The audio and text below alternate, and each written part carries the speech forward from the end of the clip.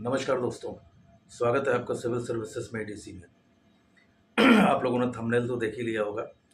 तो आज के वीडियो में हम 3 मोस्ट इम्पॉर्टेंट टॉपिक्स के ऊपर बात करने वाले हैं, जो स्टूडेंट्स के लिए कहीं ना कहीं एक बहुत बड़ा कन्फ्यूज़न का एक विषय बना रहता है। पहली चीज़, घटना चक्र, जो कि मोस्ट इम्पॉर्टेंट है यूपी के किसी भी एग्ज़ाम को क्रैक करने के लिए। उसको तैयार कैसे करें, उसका रिवीजन बार बार कैसे करें। तो पहला मुद्दा तो ये रहेगा जिस पर हम बात करेंगे। दूसरा मुद्दा रहेगा कि करंट अफेयर्स जो मेंस में आने वाला है, प्री और मेंस के करंट अफेयर्स में क्या डिफरेंस है, कैसे इसको तैयार किया जाए।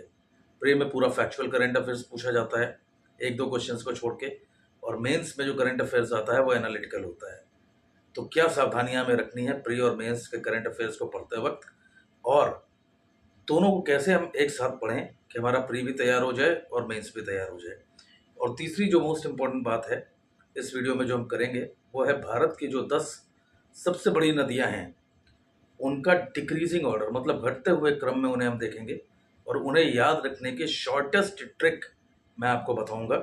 अगर आपने सिर्फ उतना याद कर लिया तो कम से कम 1 या 2 क्वेश्चन आपका यूपी के किसी भी एग्जाम में फंस जाना है, क्योंकि चाहे वो आर ओ का एग्जाम हो या यूपी पीसीएस का एग्जाम हो, यूपी डिक्रीजिंग ऑर्डर या इंक्रीजिंग ऑर्डर हमेशा नदियों का पूछता है, आगे भी पूछेगा। तो चलिए अपने वीडियो को स्टार्ट करते हैं।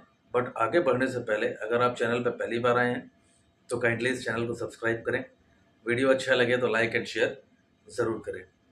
तो देखिए, सबसे पहले बात करते हैं कि घटना चक्र का रिवीजन करना कैसे है, और वो भी बार बार। तो देखिए, घटना चक्र जो है वो एक मोस्ट इंपॉर्टेंट रिसोर्स है यूपी के किसी भी एग्ज़ाम को क्रैक करने के लिए। तो अगर ये इतना इंपॉर्टेंट रिसोर्स है तो जाहिर सी बात है इस पर हमें कमांड बनानी बहुत इंपॉर्टेंट है। अब कमांड बनेगी कैसे?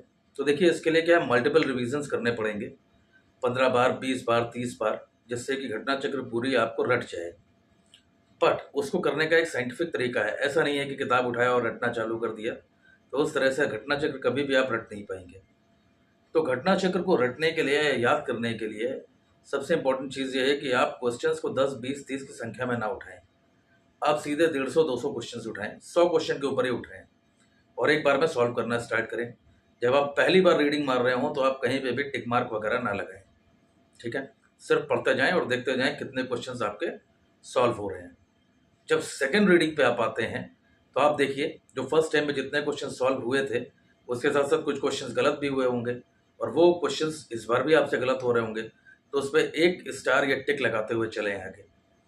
फिर जब थर्ड रीडिंग पे आप आएंगे घटना चक्र की, तो आपको ये पता चलेगा कि जितने क्वेश्चन पहली बार सही हो रहे थे वो दूसरी बार भी सही हो रहे हैं, और दूसरी बार सही होने के बाद तीसरी बार में भी कुछ क्वेश्चन ऐसे होंगे जो आपसे सॉल्व नहीं हो रहे हैं, उन पर टिक लगाइए। तो ऐसे 3 या 4 रीडिंग करते हुए कुछ क्वेश्चन आप बाइफरकेट कर लेंगे। हो सकता है पूरी एक किताब में करीब 100 क्वेश्चन, 150 क्वेश्चन ऐसे हों जिनमें आपको डिफिकल्टी आ रही हो, आप बार बार भूल रहे हो, तो उन पर आप टिक लगाते हुए चलेंगे। तो जो नेक्स्ट रिविजन आप मारेंगे, आप उन क्वेश्चन के ऊपर थोड़ा ज़्यादा ध्यान दे पाएंगे, उन्हें अच्छी तरह से और याद कर पाएंगे। तो इसे याद करने का साइंटिफिक तरीका यही है। आप मल्टीपल रिविजन्स करिए, पहले रिवीजन में कुछ भी मार्क मत करिए। सेकंड रिवीजन ऑनवर्ड्स आप देखते जाइए कहाँ कहाँ आप कंफ्यूज हो रहे हैं या कहाँ कहाँ आपके क्वेश्चंस गलत हो रहे हैं। तो जहाँ भी क्वेश्चंस गलत हो रहे हैं उन्हें मार्क करते हुए चलिए, नेक्स्ट रिवीजन में उन क्वेश्चंस पे ध्यान रखिए। तो ऐसे करते हुए जब 15 से 20 बार आप रिवीजन कर लेंगे तो घटना चक्र पूरी तरह से आपको रट जाएगी, और एक स्टेज ऐसा आ जाएगा कि घटना चक्र की जो सबसे मोटी किताबें हैं, जैसे हिस्ट्री, पॉलिटी, ये सारी किताबें भी जो हैं, ज्योग्राफी, ये सारी किताबें भी आपकी 3 या 4 घंटे में ही, या हो सकता है 1.5 से 2 घंटे में ही आपकी कवर हो जाए। ऐसा मैंने लगातार किया है। मैंने जितने भी मेंस दिए हैं, जितने भी प्री दिए हैं यूपी पीसीएस के, उन सब में मैंने किया है, और ये बहुत ही प्रैक्टिकल तरीका है, और 2 से 3 घंटे के अंदर अंदर आप पूरी घटना चक्र को कवर कर सकते हैं, ठीक है। ये तो हो गई बात घटना चक्र की।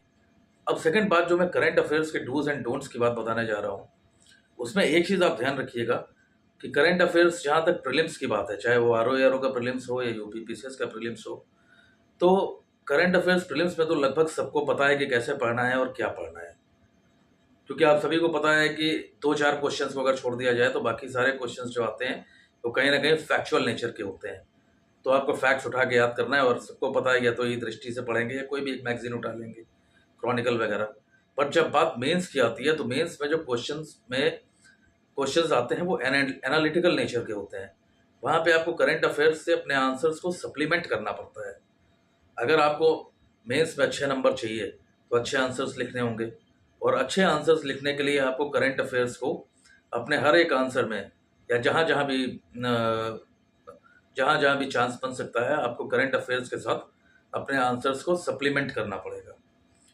तो सप्लीमेंट करने के लिए यहाँ तक कि जैसे मैं आपको अगर एग्जांपल दूँ तो पेपर 4 में भी आप करंट अफेयर्स का यूज़ कर सकते हैं।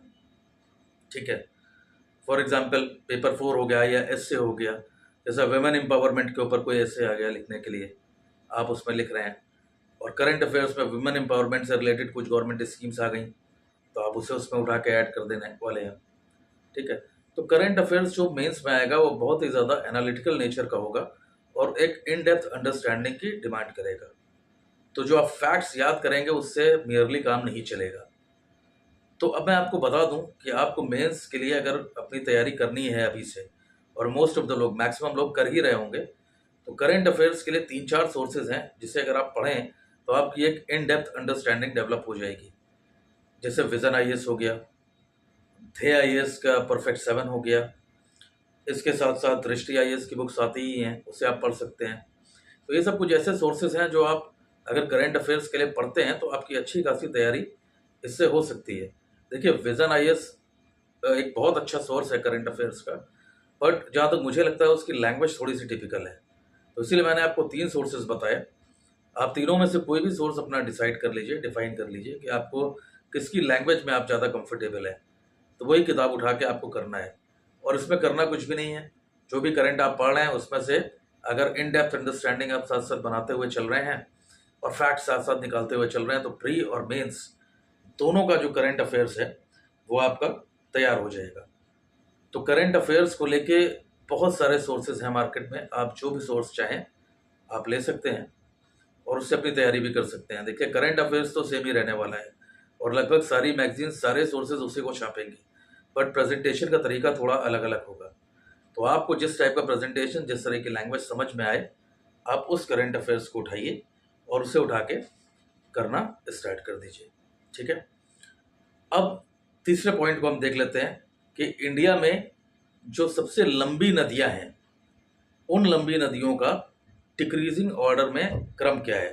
तो देखिए, इसके लिए एक कोड है जो आपको याद रखना पड़ेगा, GGY KNS BMKT, KNS BMKT।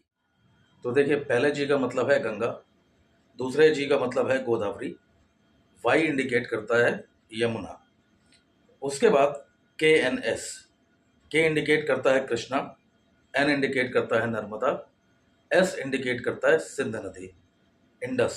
ठीक है, उसके बाद है BMKT, बी से ब्रह्मपुत्र, एम से महानदी, के से कावेरी और टी से ताप्ती।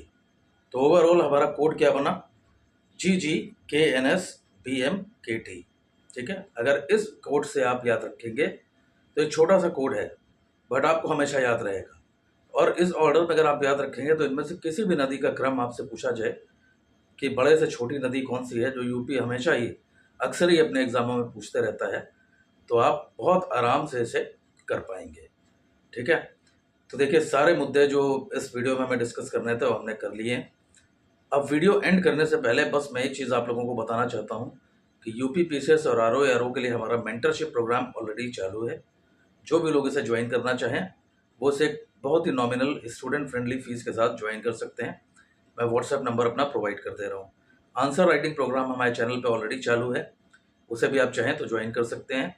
जो भी लोग चाहें वो व्हाट्सएप पे मैसेज करके अपना सीट रिजर्व करवा सकते हैं, मुझसे बात कर सकते हैं। ठीक है, जो भी लोग पेड वर्जन पे नहीं जा पा रहे हैं किसी भी कारण की वजह से, वो कम से कम हमारा फ्री वाला जो टेलीग्राम चैनल है उसे ज़रूर ज्वाइन कर लें। उसका लिंक मैं प्रोवाइड कर दे रहा हूँ, क्योंकि वहाँ पे बहुत सारा study material, notifications, updates, current affairs daily basis पे, ये सब मैं टोटली फ्री ऑफ कॉस्ट में डालते रहता हूँ। ठीक है, तो उम्मीद करता हूँ आप लोगों को आज का वीडियो सब समझ में आया होगा। अगर इसके बाद भी आपको कोई डाउट है तो आप कमेंट करके मुझसे पूछें, मैं ज़रूर उसका आंसर दूंगा। Thank you.